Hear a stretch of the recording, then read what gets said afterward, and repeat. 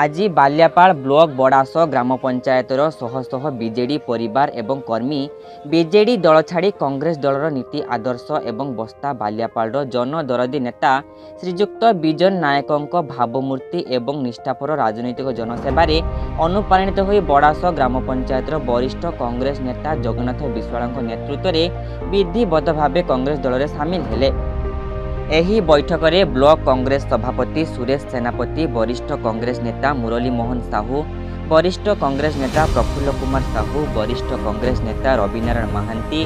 वरिष्ठ कांग्रेस नेता बड़ास ग्राम पंचायत सभापति विभूति भूषण कर एवं 24 नंबर जोन जिला परिषद बाबाजी देउरी, बस्ता बाल्यापाल युव कांग्रेस सभापति तीर्थ कुमार नाग, ब्लॉक युव कांग्रेस सभापति सुभाष नायक, ब्लॉक युव कांग्रेस संपादक विकास कुमार बारिक, ब्लॉक युव कांग्रेस मीडिया सेल अध्यक्ष पंकज कुमार साहू समेत बहु वरिष्ठ नेतृमंडली और युव नेता यह बैठक में उपस्थित रही स्वागत संबर्धना जणाइथिले। बाल्यापाल जयंत पात्र रिपोर्ट, आज खबर इंडिया।